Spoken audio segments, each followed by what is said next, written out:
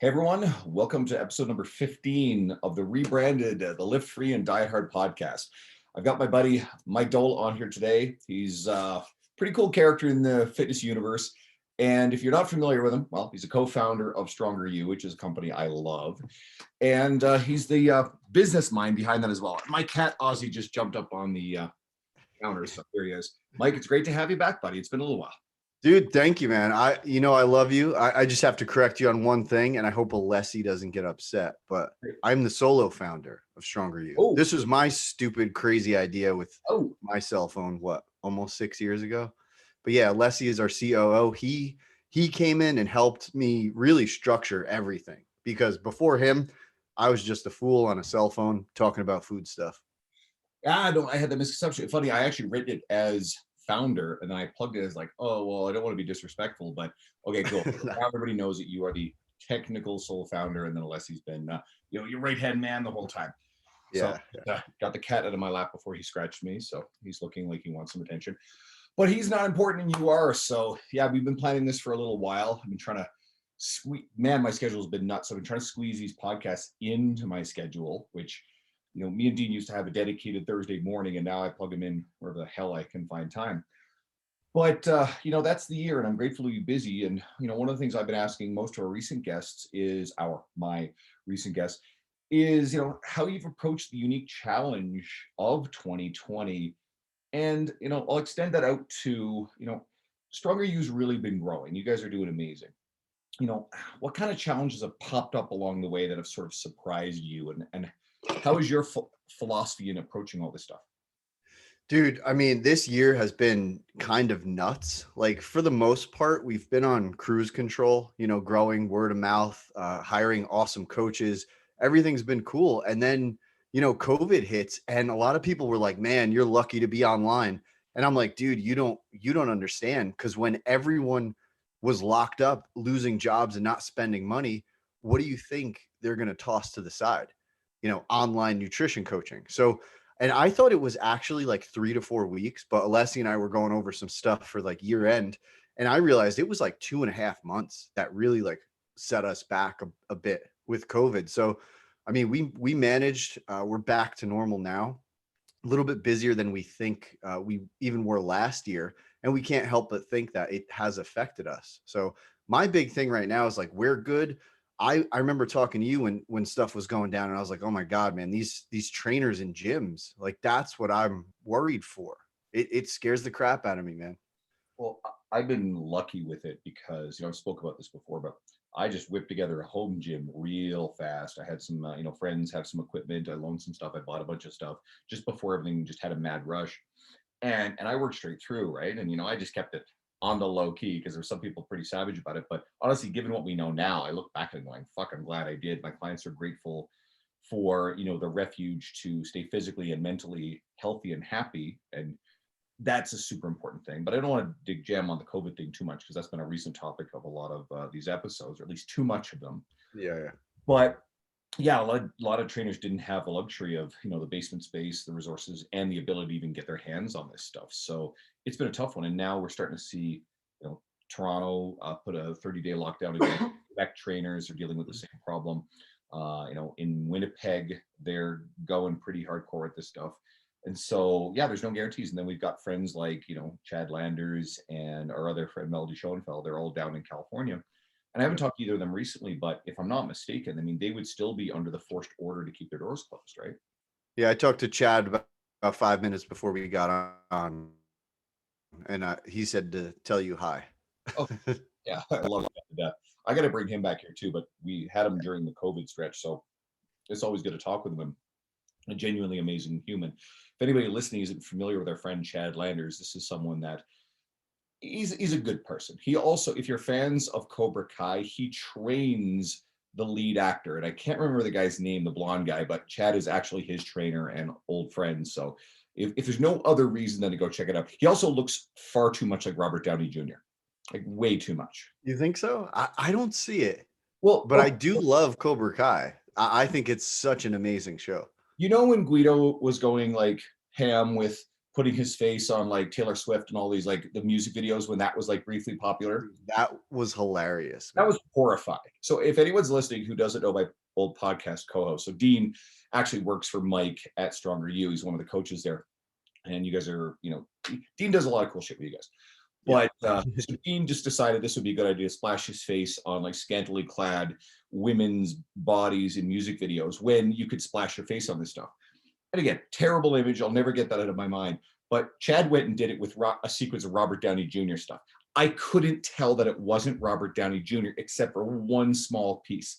The rest of it, it's like, that's Robert Downey Jr. Anyway, but we digress off into ridiculousness. And it's sort of funny because like it's great to catch up with you, but it's sort of a pet peeve of mine when the hosts of podcasts jam on about their personal shit instead of are a little bit on track. So actually, I want audience to reach out to me and tell me if you like more of that stuff or if you like going straight to the meat and potatoes, because I'm a little funny on that. So yeah, a little bit more about kind of how you guys approach this challenge. About the COVID stuff and the 2020 stuff? How you dealt with it? I mean, dude, you have to be nimble. You have to think, okay, people are not coming like they usually come. So we had to do more effort. Like we had a lot of more attention in our Facebook group. We did a lot of activities. We have a lot of Peloton riders. So we did a lot of live rides with people. We did more Zoom calls with a bunch of people. So a lot of our coaches were giving people a little bit extra because a lot of people were really stressed out. And we're in the service business, in the relationship business, and we had to be there for them. So we spent a lot of extra effort on those little soft touch things. No, I like that. Peloton, huh? So you have a Peloton at home? I do. Yeah. I don't ride it that much, exactly 0 times, but my wife has almost 1,000 rides on it. So it's kind of crazy. I feel like I have to get her like balloons or something. Did you do the whole thing where you bought her the Peloton and then she had this cheesy reaction like the commercial? And then you remember that? Anyone listening? Yeah, I remember that. Dude, that was a shit show, dude. Everyone was freaking out about the Peloton. And I'm sitting here like, actually, I got it for her birthday a couple years ago. And it's like, I didn't get it for her because I thought she needed to lose weight or anything weird. Like she wanted a Peloton and I got it. And then a commercial comes out where it looks like somebody bought their wife a Peloton and everyone was like, oh, they're shaming her. And I'm like, what's happening with this? And it's like, I can't even have an opinion on it because I literally did it. I think this stuff gets a bit carried away. And anyone who follows my Instagram might have seen, it was a couple of weeks ago, I put up a post that was, entirely all about non-judgment and it was sort of this example of a woman who had lost, hypothetical example of a woman who lost 50 pounds and she's enjoying ice cream, right? And I wrote this for years ago on Facebook and people loved the hell of it. It was shared like crazy. So I revamped it for an Instagram graphic. Anyway, I've never had anything that's had more shares and comments and reach and what have you by those metrics. But there's a couple of people got in there and they absolutely went fucking nuts attacking me. I even shared the comment in my story, and I was accused of this being rooted in white supremacy. Oh my, This yeah. is something about non-judgment. Of course, it was fat phobic, fat shaming, all that sort of stuff. And one person was like, "Why do you need to manufacture this sort of scenario?" Blah blah blah blah blah. And then another girl who said, "Like, I've lost 150 pounds. This happened to me. Thank you so much for sharing this." And I've talked to people in the industry who have bigger followings than I have, and they deal with this stuff fairly frequently. And I mean, this stuff doesn't work on me anymore. It doesn't shut me up to share positive messages because it doesn't align with the most extreme ends of ideological spectrums that we deal with in our world and nutrition. So if anybody listening is ever gets this kind of crap, like, just file these people away as being they're I don't want to call them crazy because I don't like using that kind of language because then they get mad about that too. But I don't think those people are helping. And I don't think you should be discouraged if you bump up against some of that stuff because the overwhelming majority of people loved that post, shared the hell out of it, really got a lot of value out of it. And those are the people I'm speaking to, not a handful of people who have a very different and potentially dangerous narrative. So anyway, Yeah, oh, go ahead. there's just a lot of people that you will post something good. I mean, very helpful for most people. And then somebody makes it about them. And it's like, this wasn't even speaking to you. I mean, I remember maybe like a couple of years ago, I posted and I prefaced prefaced the post. I said, if you wake up at 5 a.m. and do cardio just for fat loss, you might be better suited to just sleep a little bit longer. And someone is like, I love cardio in the morning. It makes me energized. And I'm like, yeah, but I'm talking about sleep here and like fat loss. So if you like it, cool. Are you well rested? Awesome. The post isn't for you then. Yeah. And I think a lot of people have a lot of trouble walking on by. I've seen Yeah. it numerous times with various posts that are fairly innocuous. The stuff that just no one could find any reason to be offended by it. And someone who's not a follower stops by, says some sort of, annoyed, difficult, upset sort of bullshit. And then they go on again. And I just look at this going, well, this wasn't for you. You took the time out of your day to get upset about this. I've seen this little graphic. I like it a lot, where you walk along the side of the road and, oh, there's dog shit on the side of the road. And you look, okay, that's dog shit. Cool. Just walk on. But these people literally go and they jump around and smush their shoes, the dog shit into the shoes going, they roll it. They're like, I don't like this very much. This is horrible. And that's what happens when you see something online that you don't agree with. And you got to go in there and insert yourself into it and make a big fuss. And I mean, there's a difference between genuinely stupid, hateful, ignorant crap. We know there's plenty of that stuff out there. But I call it chasing paper dragons, because you don't actually have any real dragons to slay. So you're manufacturing, being offended by something totally innocuous. And then you go and you slay that paper dragon, right? But it's not even real. Well, we got a little off track there, but either way, you guys have been doing a really cool job with SU. And one of the things I wanted to talk about, because obviously you have a lot of coaches under your umbrella, and it's been a destination. A lot of people want jobs as strong as you. People are quietly asking, you wouldn't even know, right? So I've got a lot of industry friends who work for you guys. What is the appeal for coaches to work under, an umbrella brand versus building their own business and having an independent brand? And let's also touch on the fact that along the way, you've had a couple of, like our friend Derek Stanley, unbelievable human being, love him to death. He decided to go it on his own and grow beyond that. So let's jam on that whole thought. So I just want to clear the air. I fired Derek because he sucks at basketball. No, I'm kidding. No, Derek is one of my favorite humans. Awesome dude. So yeah, because that comes up a lot, right? It's like, why would I work for a company when I could just do this on my own? Well, the hardest thing in this industry is getting customers. And that's something a bigger brand doesn't struggle as much at.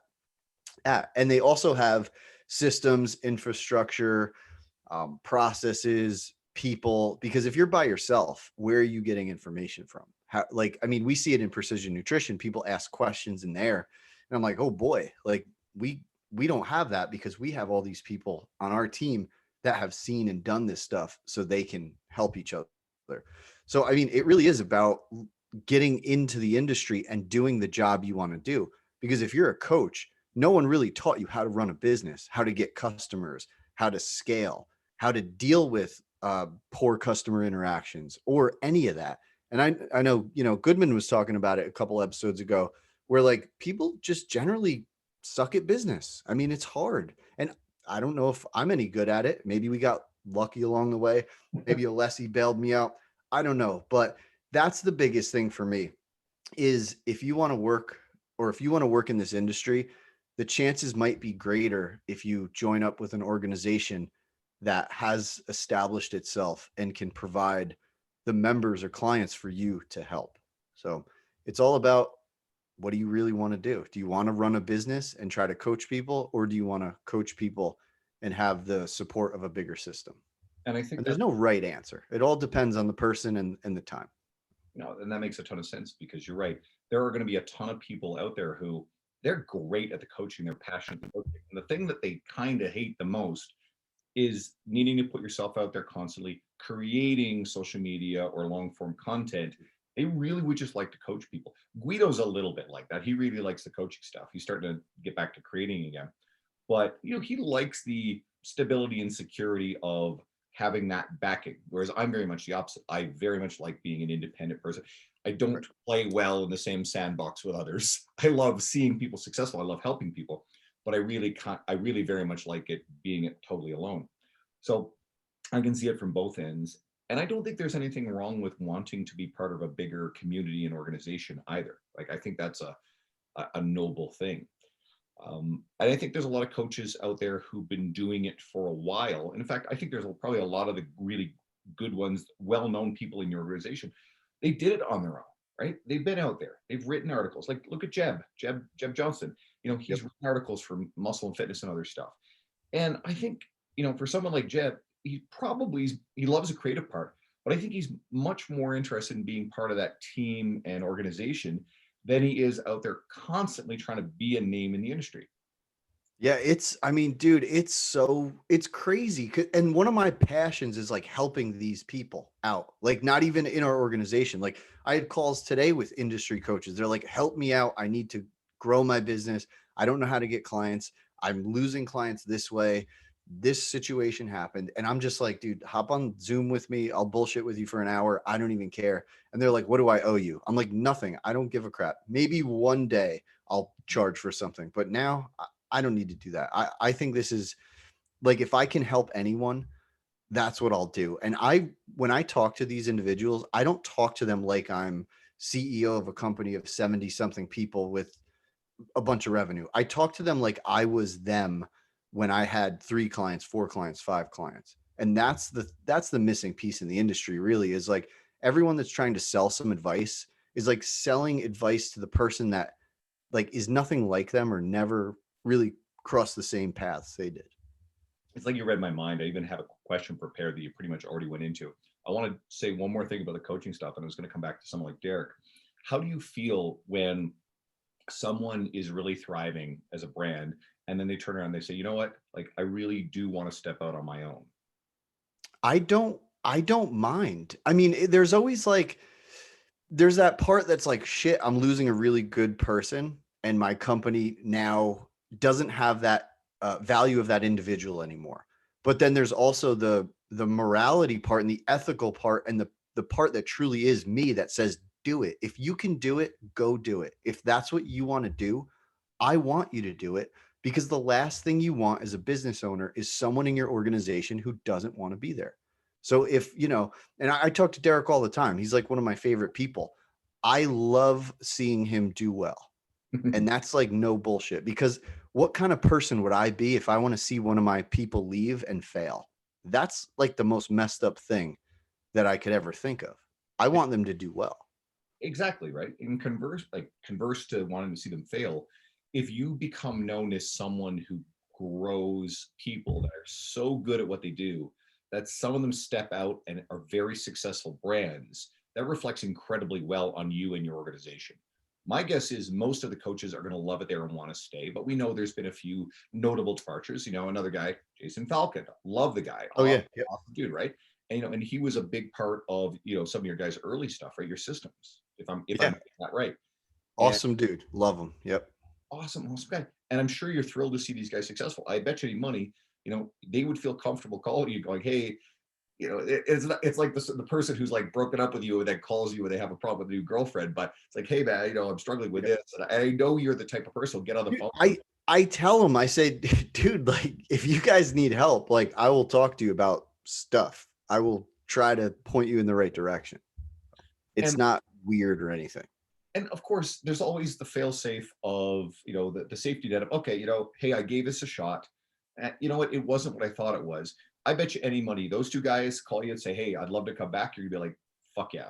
I've got Yep. something for you. Yep. They didn't burn bridges. Like that's the thing. Like when you leave a job, like it's almost as important as how you did the job.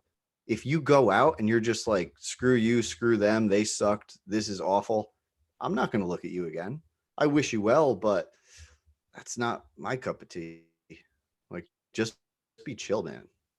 No, there's a lot of really good advice there for any trader, especially as you're leaving a commercial gym. I had a okay leaving, and then the relationship soured much later on. But anyone who kind of in the know about that story knows that it's kind of on their end in a very big way, because very few of the old employees have kind words. But I don't want to get on that topic either. But Right, you right. did mention John Goodman, and talking about the business stuff. So I literally had this put together, and you and I were 2 of the 15 people he asked to contribute to his book, Getting Clients and Referrals, right? It's part of the Wealthy Fit Pro series.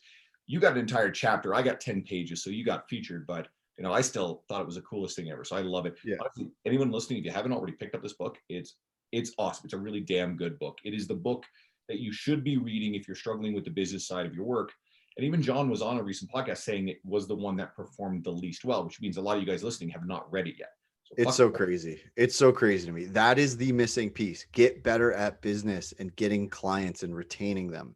You know enough. Like almost, I'm pretty sure your listeners are so damn good at fitness and nutrition stuff that if they never learned a new thing again, they'd be fine.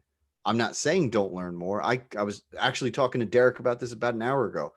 Learn as much as you can, but make sure that you're not like wasting time learning something you already know when there's other things that are still missing in your toolbox. Don't read that 15th article on how to perform a Romanian deadlift when you need, business skills as a trainer. Right. We are going to double back around. The other topic was financial literacy, but first let's do the business thing. And, you and I both share a lot of fitness business success stuff. Okay. And neither one of us does formal mentorship. You don't charge for it. I get messages all the time of this sort of stuff. I love these kind of questions. I love these conversations. I am the last person who wants to become a business coach, right? And there are good people in our space and a lot of scuzzy ones. I ultimately think people like John Goodman and Jordan Syatt are two of the better destinations for people to go and learn, the fitness business stuff from, because there's a ton of free information. And then you can go down the rabbit hole of maybe hiring them in their mentorships or John's online training certification. But where does your passion for helping people who aren't your clients come from? Why do you do it?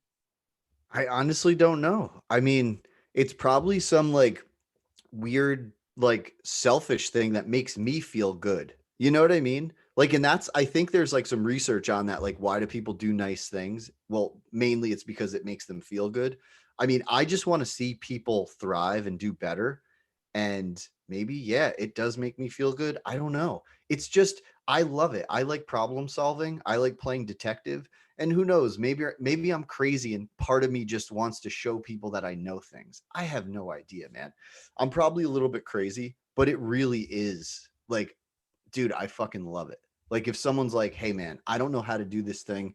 You might have seen it. Can you help me?" Yes. I'll give you an hour of my time and we'll do it. For me, one thing that always stands out is, last month in October was my 10-year anniversary in the industry. And just today I shared, I think you commented. I love that. I don't want to cut you off, but I love when you can see where someone came from and where they are now. Yeah, and I think I was 3 weeks. So anyone who's not a Facebook friend, you can follow me on Facebook, but honestly, like way more active on Instagram.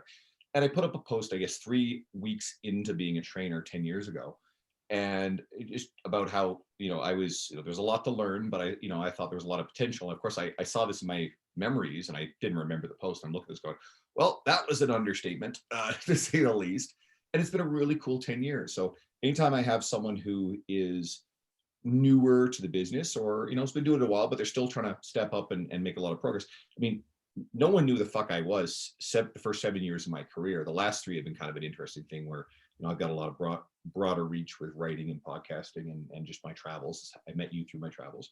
Yeah, and Mike Israetel shared your post, put you on the map. No.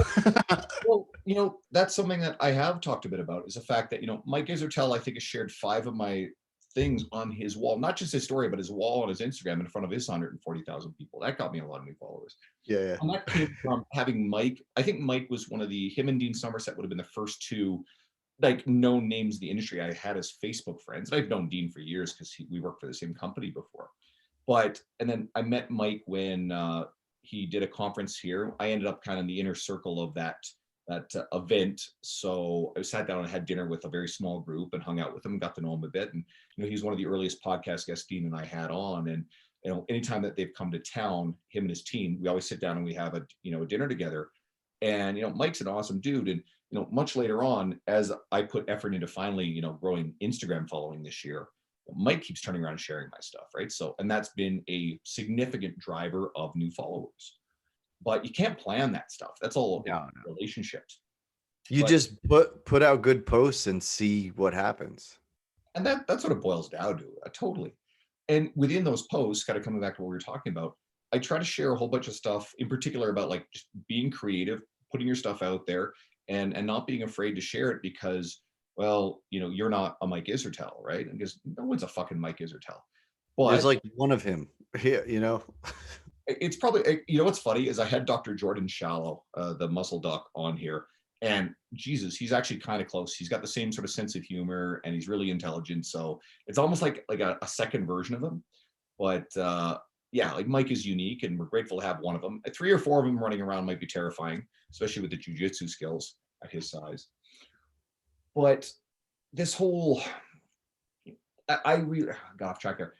I really enjoy sharing things that I've worked my way through. I'm still working my way through, or I found some success through struggling with it. And then it's like, well, if I've dealt with this, chances are other people have. Like imposter syndrome keeps coming up in every episode I've had for the last 10 or so. I Or think of it every single day. yeah, or struggling to come up with ideas. I had, creative block a couple days ago and I couldn't come up with anything to share on my social media. Or looking at the following growth right now, where, if I gain like 15 followers in a day, it's a really bad day. Whereas when I first started this quest with under 3,000 followers, like 10 new followers in a day was a really goddamn good day, right? Like it's crazy. I only get like 2 to 4. You're also not sharing a lot of like shareable stuff on your wall. And Yeah, my personal Instagram is more like my life with some fitness food stuff in there. exactly. Now, if you decided to turn around and started sharing creating things that are very shareable, because there's very specific things that are really shareable. Infographics have worked for a long time. They still work. They're not, everybody's doing them now, so they don't stand out when as much as when like Carter Good and Jordan Syatt were blowing them up everywhere.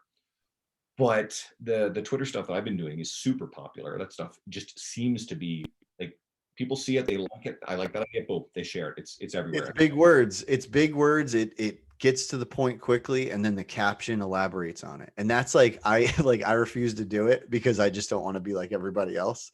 But I'll share a screenshot of my Facebook post, but I know like the words are small and it's not as legible and it won't do as well. Like those little things matter. It's still something that is shareable. However, and I think if you keep it smaller and less stuff in there, great. I think I don't know if you've noticed, but Jeb and Dean have started on the Twitter stuff now. So Oh, I know what everyone's up to.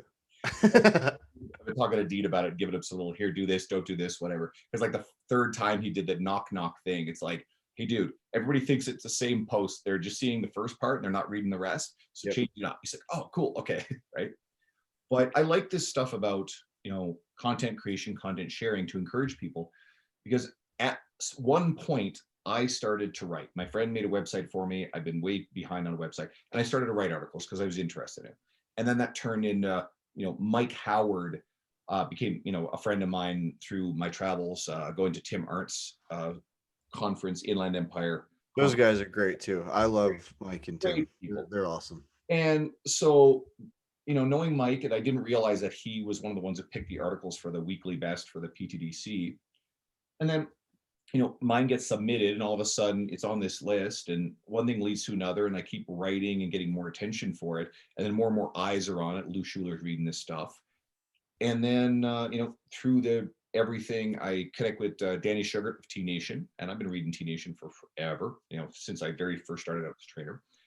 And invited her on as a podcast guest, chatted with her. And meanwhile, she turns around, starts getting into her podcast and reading my writing. And she's like, listen, and I've told this story so many times how she's sheepish, like I would say no when she asked, hey, would you come write for us? I'm like, my God, yes. She was afraid I would say no. Like, nah, I don't want to bother writing. Are you fucking kidding me? Jesus. I always try to hide my my excitement. But anyway, that's been a lot of fun. I was working on something today to collaborate with a couple of guys in the industry.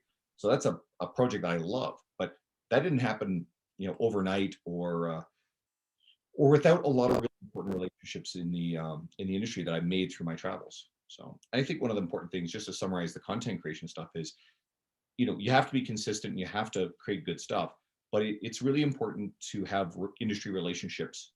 A big account sharing is going to go a long way. Oh yeah. I mean, I always joke like I really want to get 10,000 followers so I could finally share some links in my stories, but I don't really put effort into trying to get followers on my personal. I mean, maybe I should. I don't know. Well, I think it's also important not to, I mean, I talk about building following and I'm open about it, and I think that that's okay. But it's like getting clients too. Don't focus on getting new clients. Focus on serving the existing clients. I'm writing Yeah. stuff, creating stuff for anyone who's already there to enjoy, to be valuable to them, right? To interact with those people. If they share that with other people and that audience grows, that's amazing. And I have the same incentive. I like the idea of the swipe up function because it does make a difference in here, go to my bio and go to my link tree and click on this link and go check out my article versus here, just swipe No up. one's gonna go. No one goes. Like when I see someone, they're like, it's someone I care about that I want to consume their content, and that I have to go through 3 different links just to get to it. Right. You lost my attention. I'm gone. Totally, right? And like I do get a few clicks on some of this stuff, but I mean it's not the same number because you can look at the metrics that you'd like to see it. So the swipe up would actually have value given the fact that I'm doing some of the other things I'm doing now. So there's my incentive there. I had another thought that I want to bounce over into, and it's I've spoken of Stronger You on many episodes, and so anyone listening would have heard me talk about you guys. So you're obviously growing into a bigger and bigger dog in the nutrition coaching space, and I think in a way you sort of follow in some of the footsteps of precision nutrition, right? It's not a carbon copy of it, but you're in the same space they're just a bigger entity, they've been around longer. Have you thought about, do you want to stay as an exclusively coaching company, or have you ever thought about designing your own certification or creating educational stuff, given the fact that you are passionate about sharing that things that will help trainers?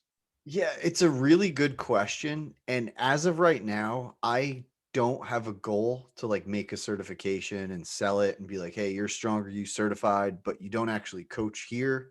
You're just using the name out there. I don't know if I want to do that. If I'm going to certify people, I want them to be on our team. And we just had Ben House. He just created an internal educational piece for our entire staff. So we're doing a lot on the internal side. I just don't think I would do that, but I don't want to say never. I think to me, like I'm very careful about like doing what I think is right for like my long-term goals. And I think to me that would just be like a money grab, and I don't want to do that. It would also be very time consuming to put together the curriculum. Yeah, I'm not prepared for that. Like sit me in a room and say the word protein and we'll talk for 2 hours, but I'm not going to write up like college level curriculum around it. I'm not prepared for that. Again, I was talking to Derek again, and we're just talking like, do we really know that much stuff? Like there's people like, Mike Israetel. That dude would run laps around us when it comes to like the nitty-gritty nutritional science. But if you put us in the grocery store with the average struggling eater, we can blow these people's minds. And I told Derek, I said, that's what we're doing. We're just really good at helping those people. We don't need to know all that stuff all the time. It's good to learn, but you're not a failure as a coach if you don't know how to recite the Krebs cycle. Because if you ask me how to do it, I'm going to leave the room and say, this guy will take it. Well, there is something you just said. Have you thought of, or how could you create educational information products, if you will, for the end user to reach further that makes someone navigate the grocery store and their everyday nutrition better versus the high level abstract nutritional science? Yeah, I would much rather do stuff like that and sell like products or services in that sense rather than arm the industry for them to do it. Because like as much as I like helping everyone, I want to be the place that everybody comes to. I want people to be Stronger You members. I'll help you be a better coach and even build a better business. But at the end of the day, if you and I are being considered where a member, if a member is considering where to go, I want them to come this way. No, that's fair. That absolutely makes sense. I guess we could also gem on the financial literacy thing I was talking about too. And if you have other thoughts, you can bounce around. I know we're bouncing around a bit today. But this is something you said to me in our conversation before this, was your frustration with just, how trainers didn't have this. And I think this extends to our fucking general population. I don't think anybody is taught this stuff. So it's not to single out trainers. It's just that trainers don't know what to fucking do with their money when they start making it. Yeah. So, how do you intend to approach this problem in terms of like teaching people or What do you have in mind? Dude, I joke all the time because like I have a background in banking and then I got into human resources and I was the guy responsible for trying to get everyone on the 401k plans. And when they were like, Mike, I don't want to get up on the 401k plan because my paycheck is less. And I'm like, listen, Mary, when you're 65, you're gonna thank me that you got on this thing. And that's kind of the thing that I want. Like I joke that I'm going to start a business one day that does what we do with Stronger You, but for personal finance for people because it's the same damn behaviors. Everyone wants it now. No one thinks of later. Nobody cares about the money when they're 65. They want that check or that money right now so they can buy the shoes or the trip or whatever. And I want to tell people like, just chill out. Like, think about what you really need, reframe what you think enough is, and set that shit aside, anything extra, because one day you might not have it and you're going to wish you saved it. And I think it's the same thing with food. It's like you tell me 1500 calories is too low, but you're only saying it's too low because you're used to 3000 calories. This is literally enough food, but you just don't want it to be. And the same thing can be for money. And I'm not blind to people's struggles. I'm very aware of it. I just want to make sure that people know that sometimes they can stretch their dollars a little further and they can plan a little bit better. And I hate seeing people struggle. I want everyone to do well. I think it goes to the human nature of things that you alluded to, that we don't think that far ahead into the future. I've written on this a little bit, and I can't remember where I've seen this, but I know this is a thing. If you can stop and picture, you 20 years from now, or, a retirement age you, whatever that is, and visualize that person, right? Make that not an abstract future far off concept that you have no relation with, but see you. And that humanizes that future version of you. And you are far more likely to make decisions, financial and honestly, for everyone listening as a coach, use this example with your clients because it helps with decisions about eating and lifestyle and Right. health as much as it does with financial decisions. But if they can tap into their future selves, they're going to be a little bit kinder to that person versus, they don't feel any kindness for an abstract future, hey, something they can't relate to. So try that example with your clients if you're having trouble breaking through.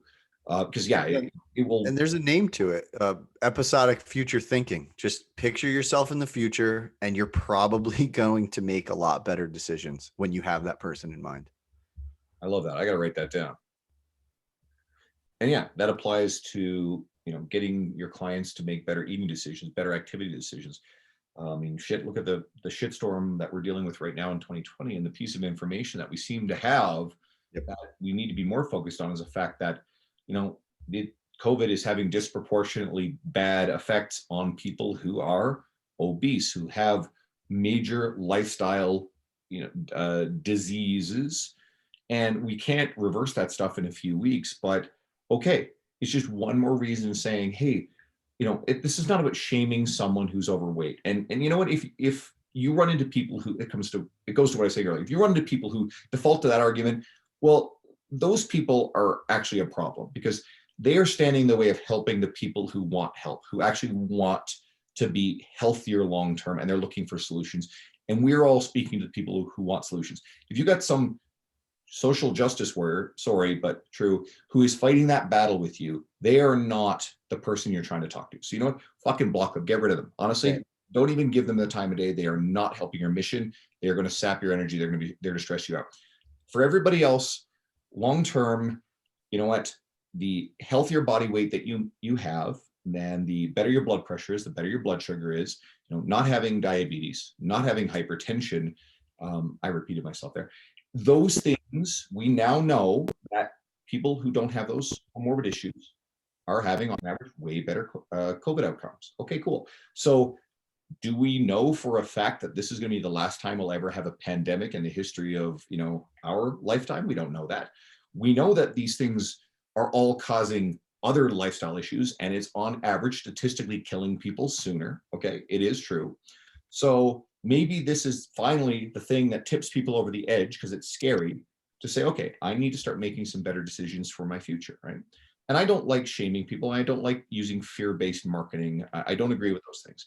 But it doesn't mean you can't have an intelligent conversation with people to get them in touch with their future self, to want to make better decisions, so that way they have, better quality of life in addition to just more quantity. Because you can keep quantity going for a long time with medication and all kinds of band-aids, but it doesn't mean the quality of life's very good. Yeah, and it's like, this time of year, November, we know statistically speaking, this is when a lot of people gain weight that they never lose. So they come into this new year with good intentions. They think they're going to lose weight, but they pack on weight they never should have gained in the first place. If I start talking about that, I might have someone say, wait, are you trying to capitalize on when people gain weight just to get them on the program before January 1st? Yes, technically I am. I want them to sign up now because I think it's going to do them a very good service that they're not going to gain weight that they don't have to gain. Why wait until January 1st? To me, it doesn't make sense because especially when you're going to sign up for Stronger You or any program on January 1st, it means you're probably going on a mental vacation. And the last thing you want is a vacation with your habits around cookies and cake and all that shit for 2 months. Think about this. How many coaches do you have right now? Like 65. Okay. Maybe ballpark, how many clients do you have, if you can answer that question? Oh, active over 5,000. Okay. And then in the lifetime of the company, how many people have you worked with, or at the very least have had very good outcomes, sustainable long-term outcomes? Yeah, 40,000 ish people. So already you very well may have changed the long-term lifestyle trajectory, health, quality of life of 40,000 people from an idea that you had, in your basement, medical. Yeah. How good does that feel? It's fucking crazy, man. Like that, it's the greatest feeling in the world. Everyone just wants to make a difference. You know what I mean? And it's like, holy shit, we've helped that many people. So we can assume their families are better, their friends are probably better. And we've given people in the industry who are such awesome people and coaches good jobs. Like that's the thing that's like, it's almost like growth and finances is like a bad thing. It's like, yeah, but okay, my business is doing well. Like, yeah, I benefited, but look at all the other benefits that this company has created. It's amazing. I love every second of it. And I like that you put that in too, because you reached it before I did, about the fact that you created 65 jobs, right? And those jobs were stable. I mean, yeah, I think everybody, it was a little tight, but those jobs were essentially stable during, a really nasty Yeah. economic issue that we faced this year, right? Right. I'm guessing We didn't lose anybody. We started looking to hire shortly after. see, that's a good position to be in. So that's noble. And I don't think, I think everybody who's listening would probably agree, but there's nothing immoral about earning a great living, making people's lives better. It's a totally noble pursuit. I Yeah. certainly have no qualms about it. I sleep great every single night in my own bed instead of, being off working in the oil field. I think I've never had to do that, but I know a lot of people up in here in Alberta where that's the thing. But I sleep great in my own bed knowing that I earn a great living. And the reach that I've had across all the clients that I work with over time, it's not 40,000 and the scalability of a company like yours, but it's changed a lot of lives. And it's true, there are people who I work with who are running around getting the people in their worlds more active, and sometimes they bring them directly to me, but oftentimes it's just further reaching effects throughout their entire family. Dude, I think it's the craziest thing. It's like in our industry, and I say this all the time, everyone has permission to steal this line. We sell better lives. That's what we sell. We're not selling personal training or nutrition coaching. We sell better lives. And if we can all make a living doing it, then why the hell is anyone mad at us? Like a lot of that is projected because someone does their job and they want to pick on you about it. That sucks, but And we're, I'm not going to go down that road, but we're getting into like some social ideological sort of attitudes that, I just can't get. I mean, I can't get behind the whole idea that, being able to earn a profit from developing a business is a bad thing. Yes, we know that it gets carried away on the very, very high ends, but You know what? I just can't subscribe to the idea that business is bad, because business is also, and the taxes from business are what are paying for all these great social programs that we certainly have here in Canada, right? Being Canadian, we have universal health care, and it's not perfect, but it's pretty awesome in a lot of ways. And so some of the same people screaming for more healthcare are also the people who are screaming that profiting is wrong. But again, that's ideological stuff, so we're going to stay away from that. Yeah, yeah. No, I get you. Yeah. So what else have you been up to? Have you been reading anything interesting, Dude, I read, yeah. So I read, I don't, it's so funny, man. I go into these bookstores and Amazon with the best intentions. I order a lot of books and then I start going through them and I'm like, this is bullshit that I saw already in 6 other books. So I'm trying to like go down different routes now. So I just read The Psychology of Money, which I thought was really good. That really just, there's so many parallels with like our industry and the financial industry, and I just have a passion for it. So I picked that up. I read that in like a week and a half. I was very proud of myself.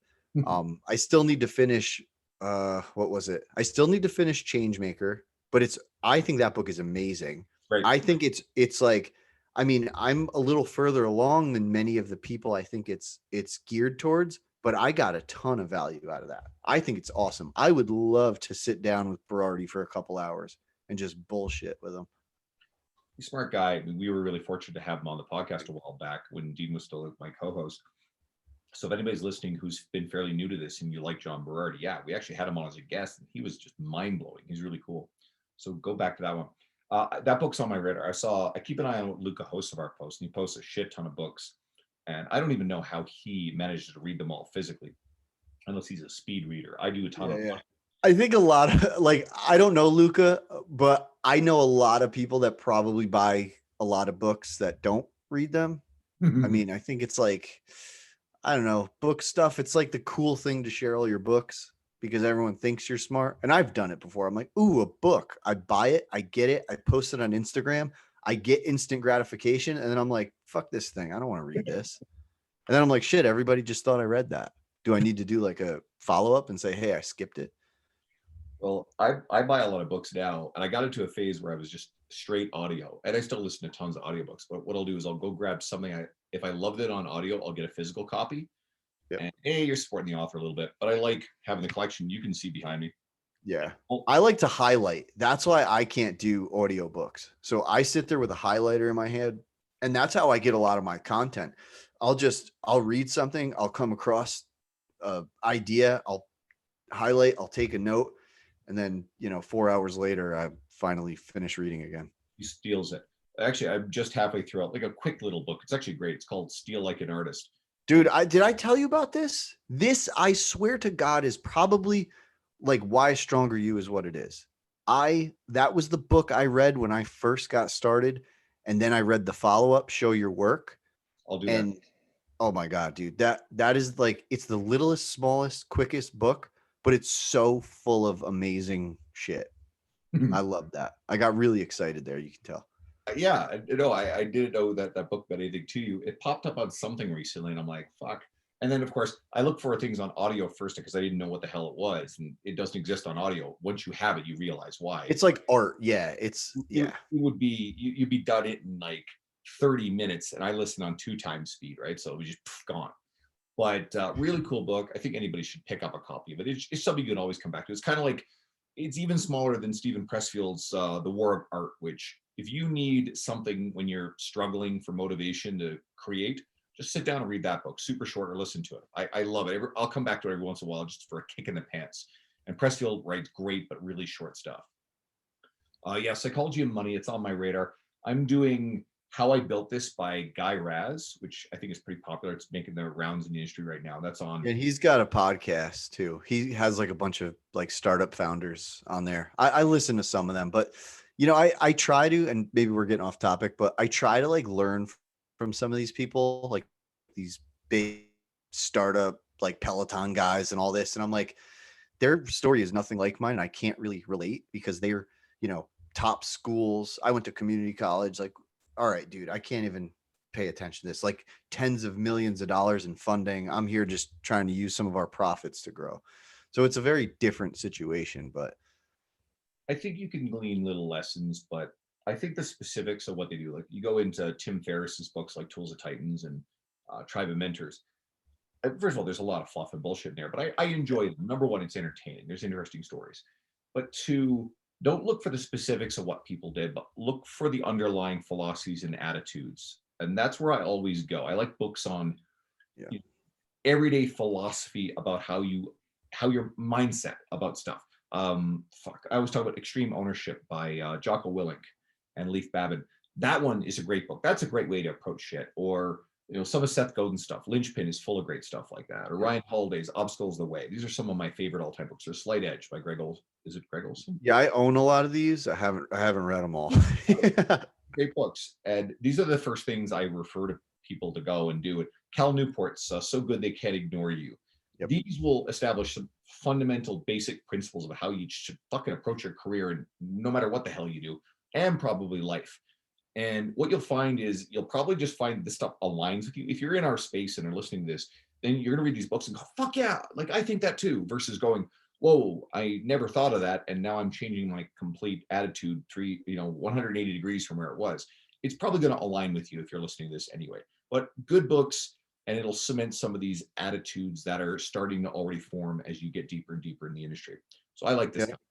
And I'll always say though, like with the books, you can get consumed with them. Like make sure you're still doing good work, not just reading about how to do good work. Yeah, my article, Content 101, create Yep. more, consume less. Like I Yep. love this sort of thing. It is so easy because how productive do you feel when you're reading, right?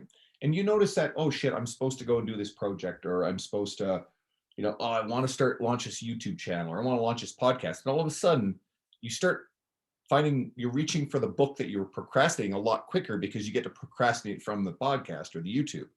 So it's really emotionally soothing to go and read because you feel like you're doing something good. It goes back to earlier about continuing to read more nutrition and training stuff where you're already really good at that. So that's why I like audiobooks so much. I'll use my free downtime. I got a few hours today, so I was picking away on some articles, and I got a project with my email marketing I'm working on. Instead of popping open a book while I was, at Evolve between clients, and that's better use of my time is, the creative side of stuff. And then, if I want to wind down, an hour before bed or whatever, that's when I pop open a book, or I'm listening to the audiobook on the drive. Those things are they fit in after everything else, all the other boxes are checked off. They are not top priorities for me. I hope that makes sense. Yeah, and I think it depends on who you are, I guess. Like there's times where when I read a book, I feel very productive because I don't do it as often as I'd like to do it. So when I do, I'm like, all right, cool, man, you got like productivity points, but I know it's taking from something else. And then with me, like my time, like I spend a ton of time on social media, and a lot of it isn't like posting things as much as it is like interacting with our clients. So like, people will be like, oh, he lives on Facebook. And I'm like, yeah, but my clients are there and I'm helping them. And like, they see a CEO that like knows who his customers are, who will literally go get coffee with anyone and enjoys time being spent with them. And that's my job. Like, unless he's going to do all the boring business shit, I'll do the fun stuff. Behind the scenes. Cool. Yeah. I'm like, dude, here's my idea. How do we do it? Yeah. Now, you have any? I want to bounce back to the financial literacy. Do you have anything specific that you suggest traders who are struggling with it? I'm going to throw out, because we mentioned Chad Landers earlier. Now, Chad and James Krieger, they have been working on a project directly involved with financial literacy. So I'd say, dig into what they're doing for starters for everyone listening. Yep. But do you have anything actionable for people to do? Man, I think it's like, what do you, because I think I'm talking to a lot of people who have two jobs in this industry. There's a lot of people that are like, I don't know what to do. I need to leave my regular job and go all in on this. And I think there's a lot of people that want to do that way too early. So I think it's really good to have like some kind of cushion and make it way more than you think you need. Like, I used to have, when I was training people out of my garage, when I was trying to leave my full-time job, I was like, once I have $15,000 saved, I'm out. Like, I'm going to just like flip a desk and take off. And then I pivoted to the online nutrition, and I had much more than that before I felt comfortable. And that was like, I knew I was getting into something stable and I wasn't going to do anything desperate. And I think the worst position any human could be in is a point of desperation. Like no one's going to date you when you're desperate. No one's going to buy shit from you when you're desperate. So set the systems in place, work hard at your regular job, build your side hustle, whatever you want to call it, and make sure that that thing's going to go well when you leave. And while you're doing it, save all that money. Like when I was doing nutrition stuff after training, I was banking my paychecks from my regular job. I was like, how much like can I live off this? And then it finally caught up. So I think it's really just, paying attention to the future, save your fucking money. I hope I can curse. I'm pretty sure we can on this one. Okay. Because it's like, don't like if you have a regular job, you're making okay money and you're training people or doing online nutrition, you're going to look at that as like extra money.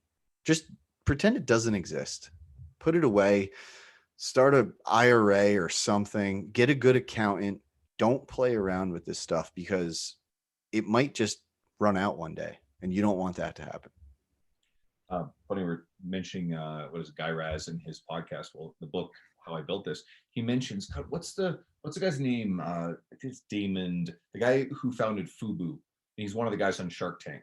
What the hell's his last name? I forget his last name. And I feel terrible because I never read any of his stuff, but he mentioned them in this podcast. Well, when he listens to the show, he's going to be upset. He's going to be totally upset. Yeah. This dude was a waiter at Red Lobster while he was building Fubu. And so he kept that job for a very long time as he's building Fubu, and Fubu caught on with the rap artists of its day. And I think it was like the early 90s when that all blew up as a brand. But yeah, he kept that job. He liked the job, but he only left it, I think, after he did that job for about 7 years, well into the early days of Fubu before he finally went all in.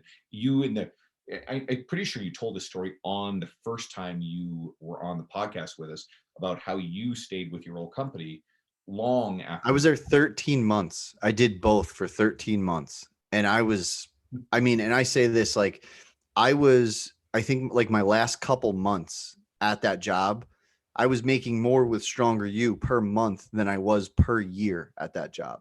And I still didn't want to quit yet. I was still like, no, man, I don't know if this is a thing. And my now wife and some of my really good friends were like, dude, get out of there. And like a couple local guys I know that are entrepreneurs, they're like, dude, it might be costing you money to keep that job. And that never crossed my mind because when I quit my job, I did it because I was like, man, I'm going to have all this free time. And then I got that free time and then I really tried to blow it up. That makes total sense. No, I appreciate you coming on here, man. It's great to catch up with you, talk to you. So obviously people need to know where to find you. Where do you find me? Instagram at Doehla. You could figure out how to spell it. I mean, this is probably why I don't have 10,000 followers because no one knows how to spell my name or say it. Doehla. And obviously you're active on Facebook, so you're a good follow on Facebook as well. Yeah, I live there. I live on Facebook, so you could find me on there. Guys, connect with Mike seriously. As we're talking about it, he really does love talking, being successful, figuring out problems you're dealing with. So go check out what he's doing. I know hopefully you enjoyed the episode. If you are someone who's relatively new or you found this through, Mike's media or you're one of the Stronger You community, appreciate having you here. If you like it, go back and check out the older episodes that I had with Mike on there. And we've got a smattering of other Stronger You coaches in the mix too. We've had Jeb on before and Derek and Robbie Farlow, and it goes pretty deep into the ranks of them. So hopefully you'll find something in the old episodes that you really enjoy. And if you like it, stick around, subscribe. And one of the ways that I can reach more people with the great guests I've been bringing on and the stuff we talk about is if you share it with one friend. I know like posting up your Instagram story, tag me, love that stuff. But I've got a lot of messages about someone who just finds this, oh man, I love this. I've been sharing with all the trainers I work with at my gym or whatever. Imagine, in a gym space, all the trainers start listening to this kind of stuff and absorbing the stuff that you and John Goodman and Mike Isertel and Tony Gentilcore and Lee Boyce are all saying week over week over week. That's going to exponentially grow the mindset and the success of that team. So share it with someone you care about. I really appreciate you being here. Reach out to me, connect with me personally. Follow me on Instagram if you're not already, Andrew Coates Fitness. And thanks for being here, Mike. always Dude, a pleasure. thank you. I love you all. And I swear I mean it. Like if you need help or you want to just bullshit, just hit me up and we'll find some time. And if this makes like 10,000 people hit me up, I'll be a little overwhelmed. We could do a group Zoom meeting. Uh, thanks again, brother. Take care, All right. guys, and stay tuned for next week.